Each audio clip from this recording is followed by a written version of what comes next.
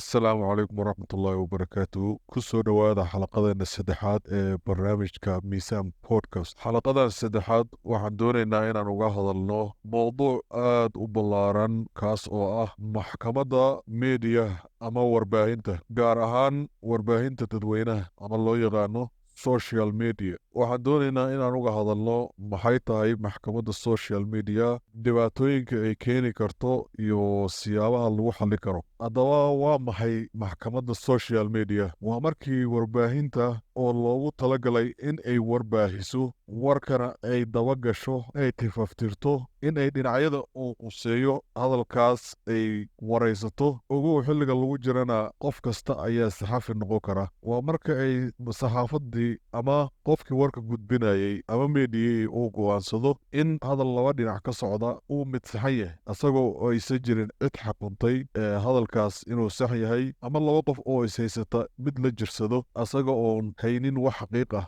haddaba waxaan ogaa jirnay maxkamad waxaan ogaa jirnay mudac iyo mudacu calayhi markhaati ayaan ogaa jirnay dhaar ayaan ogaa jirnay waa markii ay maxkamad tahay waxaan ogaa jirnay dhanka kalena qareen iyo dacwad oogi xaakim waxyaabaha lamidka ah laakiin markaan saxaafaday waxa ay soo gudubtay xadkii saxaafadeed waxayna u soo gudubtay xadkii garsoorka ayada ayaana markaas go'aamisay cidda qaldan cidda saxan iyo wixii la midka haddaba meediyihii ama khaasatan social mediaha dadka ku jira waxaad arkaysaa qof hadlaya oo dacwoonaya qofkaas waraysi ayaa laga qaadayaa qofkaasu qof ayuu ka dacwoonayaa in kasta oo ayba u badata dadka laga dacwoona ay yihiin nin iyo xaaskiis kala dacwoonaya wiil iyo hooyadiis hooyo iyo wiilkeed gabar iyo hooyadeed qof iyo macallinkiisii adig waxyaaba saasa ayaa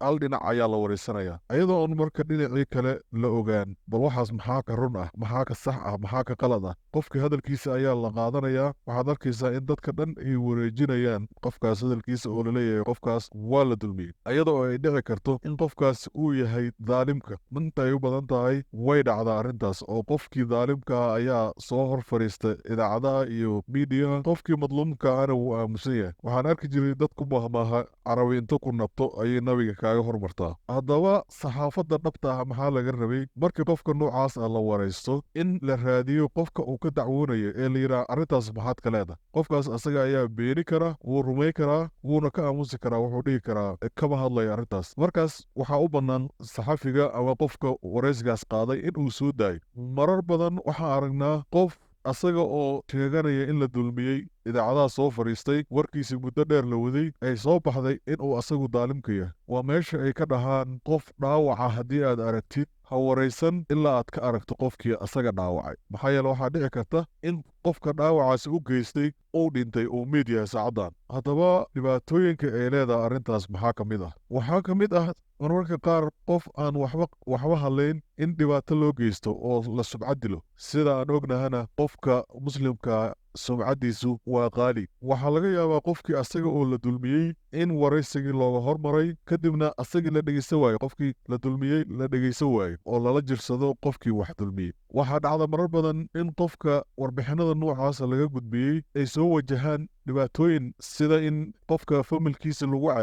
ceebeeyo ceeb uusan si uu isaga dhaqo oqoon waxaa dhici karta marmarka qaar in qofkii shirkad uu u shaqaynaya ayadoo sumcaddeeda ilaashanaysa ay qofkaasoo kale shaqadii ka erida waxaa laga yaabaa marmarka qaar inay arrintu fogaato oo gaarto cadaaladii waddada macnaha in dad shacab ah ay soo baxaan ee inta u dulqaadan waayaan wax dhibaatada uu sheeganayo qofkan la waraysanayo ay toos uga tagaan qofkii laga dacwoonayay ayaga oon arrinta hubin kadibna in ay dhibaato u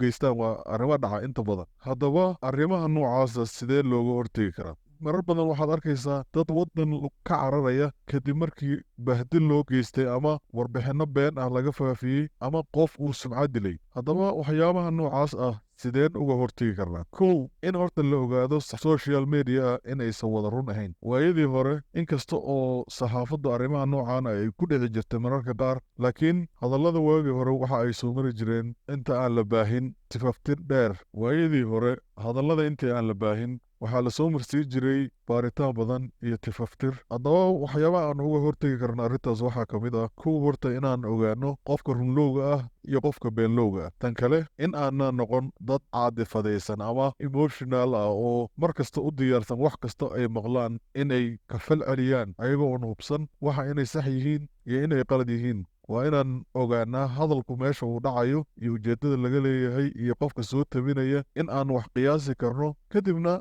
aan ka war sugi karno bal qofka hadalka uu sheegayo inuu run yahay inuu qalad yahay in aan sugi karno ilaa aan ka hubsanno inta aanaan ka falcelin. marar badan waxaa dhacda in hadal been ah qofka la wareysanayo oo hadalkiisa ku daro ooyin si uu dadka u qasbo inay rumaystaan. bini aadamkuna inta badan waxa ay rumaystaan waxa ay arkaan. haddaba si kasta oo uu u ooyo qofku ama uu dhibaato u sheegto waa inaan hubinnaa inuu qofku run sheegayo. haddii ay dhacayso in aad qofkaas hadalkiisa ka falceliso, falcelinta koowaad oo kuu bannaan waxay noqonaysaa in aad raadiso qofkii oo qofkaas ka sheeganayay kadibna aad weydiiso arrintaas waxa ka jira inta aadan adiga qudhaadu sii faafin dhibaatooyin kale iyo beeno kale iyo sabcadin kale. ugu dambayntiina waxaan ku soo gebagabeynayaa inaad xasuusato qofku mar kasta dembi ma laha ilaa lagu hubsado. qofku waa dembi la'aan ilaa laga xakumo oo la ogaado oo markhaati iyo caddeymo iyo wixii lamid ah loo helo lana hubsado inuu dembiilo yahay. in qof aan maxkamad marin dad caadi ah ay go'aan ka gaaraan ama saxaafad ha ahaadaan ama social media ha ahaadaan ay go'aan iska gaaraan oo yidhaahdaan qofkaas ayaa qaldan waa dembi weyn. waan ogahay waxyaabaha annaga Soomaaliya haddii aan nahay dhibaatooyinka ugu waaweyn noo keena waxaa ka mid ah in la waayey social justice. sidaas darteedna ay noqotay qof kasta inuu sharciga gacantiisa ama afkiisa ku qaato. qaladaad badan oo dhacana aysanba wax